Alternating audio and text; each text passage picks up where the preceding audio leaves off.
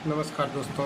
आज हम एलएलबी के पैटर्न के बारे में पढ़ेंगे कि एलएलबी का क्या पैटर्न होता है, उसका क्या सिलेबस है और उसमें क्या दिया जाता है, कैसे अपने को पेपर देने होते हैं, क्या पेपर का पैटर्न होगा और पेपरों के सिलेबस है वो क्या होंगे, इस बारे में हम देखेंगे। तो देखो दोस्तों, इसमें ये दिया गया है कि एलएलबी की डिग्री के लिए 3 साल का कोर्स होगा। ठीक है, उसको अपन पी द्वारा लिखेंगे, एलएलबी पी। और एलएलबी की डिग्री के लिए जो कोर्स है वो 2 साल का होगा, उसके लिए हम लिखेंगे एलएलबी ए। और ये जो परीक्षाएं हैं तीनों सालों के लिए या 2 सालों के लिए, वो परीक्षाएं साल के अंतिम माह में होगी, अंतिम ईयर्स में होगी। प्रथम वर्ष की परीक्षा प्रथम वर्ष के अंत में प्रथम वर्ष की परीक्षा होगी, है ना। एक उम्मीदवार जिसने स्नातकीय मास्टर डिग्री भी हो, कला, विज्ञान, वाणिज्य, चिकित्सा, इंजीनियरिंग, नर्सिंग, कृषि पाठ्यक्रम या शास्त्री आचार्यों की डिग्री या डिग्री इस विश्वविद्यालय के आयुर्वेदाचार्य, आयुर्वेद बृहस्पति विश्वविद्यालय या किसी भी स्नातक या मास्टर डिग्री के समकक्ष हो, डिग्री के लिए निर्धारित पूर्ण पाठ्यक्रम के साथ इस विद्यालय द्वारा मान्यता प्राप्त और में न्यूनतम 45% किसी भी रियायती अंक को छोड़कर सुरक्षित हैं, उनका एडमिशन लो कॉलेज में हो सकता है।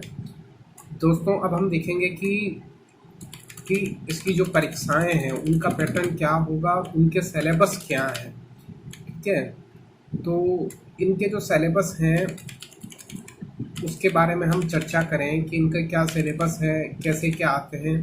तो देखो, इस बार से 2019-20 के जो सिलेबस है अपना, उसमें कुछ चेंजेस भी किए गए हैं। 2019-20 से पहले के जो एग्ज़ाम का पैटर्न था उसमें 10 क्वेश्चंस आते थे और उनमें से कोई से भी आपको 5 क्वेश्चंस करने होते थे। जबकि इस बार यूनिवर्सिटी ने कुछ इनमें संशोधन किया है, जो कि उनके प्रैक्टिकल जो थ्योरेटिकल एग्ज़ाम है उनमें क्या चेंजेस किया है। देखिए दोस्तों, सभी सिद्धांत पत्रों के प्रश्न पत्र शामिल होंगे। 20 अंकों के 9 प्रश्नों में से प्रत्येक प्रश्न संख्या 1 अनिवार्य होगा। तो दोस्तों, इसमें जो भी आपके 9 क्वेश्चंस आएंगे उनमें से आपका जो फर्स्ट नंबर वाला क्वेश्चंस होगा वो आपको करना बिल्कुल कंपलसरी होगा। उसके बाद जो दिए हुए कोई भी आपके 8 क्वेश्चंस हैं उनमें से आप कोई भी 4 क्वेश्चनों को सिलेक्ट करके आप उनको सॉल्व कर सकते हो। तो दोस्तों, सबसे बड़ा संशोधन इसमें यह किया गया है कि जो आपका पेपर आएगा उसमें जो फर्स्ट क्वेश्चन होगा, उस पेपर का जो प्रथम क्वेश्चन होगा वो आपको करना कंपलसरी होगा। और बाकी के जो भी 4 क्वेश्चंस होंगे, बाकी के जो भी आपके 4 क्वेश्चंस होंगे वो उन्हीं 8 क्वेश्चनों में से कोई भी क्वेश्चंस आप सिलेक्ट करके, चाहे तो वो कंटिन्यूसली हो सकते हैं, चाहे अलग अलग भी हो सकते हैं, आप कैसे भी करके उनको कर सकते हो। टोटल मिला के आपको 5 क्वेश्चंस करने होते हैं। और इसके बाद है क्लिनिकल पेपर्स। उसमें आपको क्या करना है, ये केवल पेपर्स है वो 3rd ईयर के लिए होगा। और सभी जो एग्ज़ाम हैं उनका अवधि है वो कितने टाइम के लिए होगी, 3 आवर्स के लिए होगी।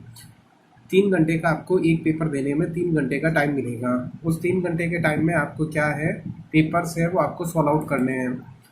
उसके बाद देखो दोस्तों, एलएलबी के 3 साल के डिग्री कोर्स के पेपर की क्या क्या योजना उन्होंने बनाई है। तो देखो, इसमें लिख रखा है एलएलबी की सभी कक्षाओं में 9 थ्योरी पेपर और एक प्रैक्टिकल पेपर होगा। इम्तिहान सभी पेपर में 100 अंक होंगे, प्रत्येक में न्यूनतम उत्तीर्ण अंक 36 होंगे, कागज और कुल मिला के 48%।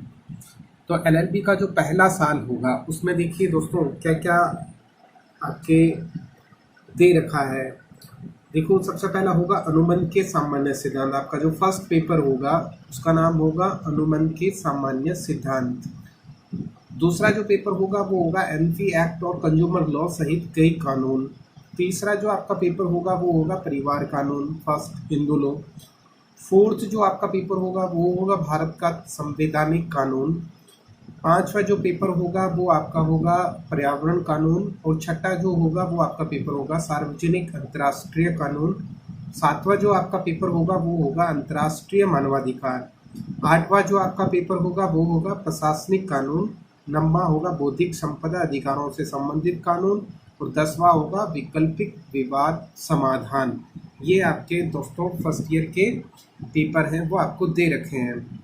तो देखिए दोस्तों, आपका जो पहला साल है उसका जो फर्स्ट पेपर है अनुबंध का सामान्य सिद्धांत।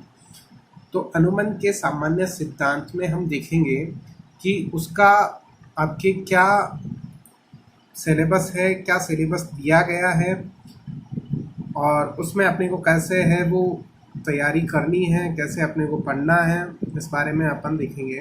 तो देखो दोस्तों, उसका जो फर्स्ट ईयर का जो एलएलबी का फर्स्ट पेपर है जनरल प्रिंसिपल्स ऑफ कॉन्ट्रैक्ट। तो जो आपका फर्स्ट पेपर होगा जनरल प्रिंसिपल ऑफ कॉन्ट्रैक्ट का, उसमें देखो दोस्तों सबसे पहला जो सिलेबस है दे रखा है कि कॉन्ट्रैक्ट की मीनिंग क्या है, मतलब कॉन्ट्रैक्ट का अर्थ बताइए, डेफिनेशंस उसकी परिभाषा बताइए, elements and kinds of contract उसके अवयव और उसके प्रकारों के बारे में बताइए, standard form of contract, standard form of contract, अनुबंध का मानक रूप क्या है उनके बारे में आप बताइए। तो देखिए दोस्तों, ये जो अनुबंध का सामान्य सिद्धांत था उसका जो पेपर था उसका दे रखा है कि उसका अर्थ क्या है, अनुबंध की परिभाषा क्या है, तत्व और प्रकार क्या है, अनुबंध का मानक रूप क्या है उसका। सेकंड है प्रपोजल। तो प्रपोजल के अंदर देखो दोस्तों क्या होगा, प्रपोजल में आपको बताना है, प्रपोजल का अर्थ बताना है, उसकी परिभाषा, उसका तत्व और प्रस्ताव के क्या प्रकार है, प्रस्ताव के लिए भेद क्या है, और सूची को निमंत्रण क्या है उसको दे रखा है। मतलब distinction between proposal and invitation to test टीट, इन्विटेशन टू टीट, ये आपका जो सेकंड टॉपिक था वो था प्रपोजल का। तीसरा है जो आपका है वो है स्वीकृति, एक्सेप्टेंस। तो स्वीकृति के बारे में क्या दे रखा है, उसका अर्थ बताओ, उसकी परिभाषा बताओ, उसका तत्व और स्वीकृति के क्या प्रकार है। देखो दोस्तों, सभी में ये सेम आ रहा है। अनुबंध लिया आपने कॉन्ट्रैक्ट तो भी उसी में अर्थ, अनुबंध की परिभाषा, तत्व और प्रकार थे। उसके बाद प्रपोजल लिया तो भी उसकी डेफिनेशंस, उसकी मीनिंग और काइंड्स ऑफ प्रपोजल्स ये दे रखे थे। फिर स्वीकृति ली तो स्वीकृति में भी देखो दोस्तों अर्थ है, उसके बाद परिभाषा है, उसके बाद तत्व है और स्वीकृति के प्रकार हैं, फिर स्वीकृति के लक्षण हैं, फिर संचार, प्रस्ताव और स्वीकृति की समाप्ति। ये जो टॉपिक हैं वो स्वीकृति के अंदर आपको दे रखे हैं 3 खंड बना के, ए, बी और सी के रूप में। उसके बाद दोस्तों देखो क्या है, उसके बाद दोस्तों आया है विचार। कॉन्ट्रैक्ट के अंदर जो फर्स्ट पेपर है अपना लोग फर्स्ट ईयर का, उसका जो 4th टॉपिक है वो है विचार। विचार में देखो दोस्तों क्या दे रखा है, विचार का अर्थ, उसकी परिभाषा और तत्व, महत्व और विचार की पर्याप्तता। दूसरे खंड में क्या दे रखा है, गैर कानूनी विचार और वस्तु। सी में दे रखा है अनुबंध करने के लिए अजनबी की अवधारणा। कोई भी तरह का आप अनुबंध करते हैं तो उसके लिए उसके कोई भी अजनबी है उसकी क्या अवधारणाएं होंगी। चौथा आपको दे रखा है गैर में अनुबंध और विचार की गोपनीयता। ठीक है, उनके अनुबंध जब भी आप किसी के साथ अनुबंध करते हो तो उसके क्या विचार होंगे और उनके विचारों की क्या गोपनीयताएं रखी जाएंगी। और अगला जो दे रखा है वो है विचार के अपवाद। ठीक है दोस्तों, अगला फिर टॉपिक आएगा वो आएगा अनुबंध की क्षमता। तो देखिए दोस्तों क्या होगा, अनुबंध की क्षमता में उसका जो खंड बना रखे हैं उन खंडों में जो पहला है जो एक अनुबंध करने में असमर्थ है। अनुबंध के कानून के तहत आयु का निर्धारण, जो भी अनुबंध है उसमें कानून के तहत क्या आयु का निर्धारण कर रखा है। तीसरा है उसमें है प्रकृति और माइनर के समझौते का प्रभाव क्या होंगे। चौथा होगा उसमें होगा असत्य मन का व्यक्ति, जिसका मन है वो असत्य हो। एक कारण मन के व्यक्ति द्वारा अनुबंध की प्रकृति, बिना किसी कारण के जो व्यक्ति किसी के साथ अनुबंध कर लेता है उसकी क्या प्रकृति होगी। अगला है अनुबंध करने की क्षमता से वंचित व्यक्ति, अनुबंध करने की जो भी क्षमता है उससे कौन सा व्यक्ति है वो वंचित हुआ है, उसके बारे में अपन इसमें अनुबंध की क्षमता में अपन अध्ययन करेंगे। उसके बाद में है निःशुल्क। इसका मतलब हो गया meaning of concept and free concept. दूसरा है सहमति प्रदान करने वाले कारक मुक्त नहीं है और अनुबंध की विद्वत्ता पर उनका प्रभाव है। अगला जो टॉपिक होगा 7वां, वो दे रखा है दोस्तों वस्तु और विचार की वैधता। इसके अंदर क्या होगा, कानून द्वारा निषिद्ध किसी भी कानून, धोखेबाज, व्यक्ति या संपत्ति के प्रति अयोग्य, अनैतिक, सार्वजनिक नीति जो बनी हुई है उनके बारे में अपन इसमें अध्ययन करेंगे। उसके बाद है दोस्तों शून्य समझौते। शून्य समझौते में देखो दोस्तों क्या है, शादी के संयम में सहमति, व्यापार की स्वतंत्रता, कानूनी कार्रवाई शुरू करने का अधिकार, समझौते में शामिल अनिश्चितता और दाम और असंभवता। फिर दोस्तों अगला टॉपिक है नम्मा आपके आकस्मिक अनुबंध। फिर 10वां टॉपिक है अनुबंध का प्रदर्शन। अनुबंध के प्रदर्शन में क्या आएगा दोस्तों, कौन है प्रदर्शन करने के लिए उत्तरदायी, संयुक्त अधिकार और पारस्परिक दायित्व और पारस्परिक वादों का प्रदर्शन। अगला है दोस्तों समय, स्थान और प्रदर्शन का तरीका। अगला है दोस्तों अनुबंध करने के लिए दायित्व की निर्वहन। 11वां जो टॉपिक होगा दोस्तों उसमें है अनुबंध के आधार पर बनाए गए कुछ संबंध, अर्थ अनुबंध वगैरह, उनके बारे में अपन इसमें अध्ययन करेंगे। फिर है अगला दोस्तों अनुबंध की समाप्ति। तो समाप्ति के अंदर दे रखा है समाप्ति के अर्थ और उसके प्रकार। फिर है अनुबंध के उल्लंघन के उपाय और नुकसान की माप और क्षतिपूर्ति, इनके बारे में अपन इनमें अध्ययन करेंगे। अब दोस्तों इनमें कुछ अपने को कैसेज भी दे रखे हैं, उनकी स्टडी अपने को करनी होती है। वो कैसेज मुख्यतः इनमें 5 तरह के दे रखे गए हैं। वो 5 तरह के कैसेज कौन कौन से हैं, Carlill v Carbolic smoke ball co 1883 IQB 256।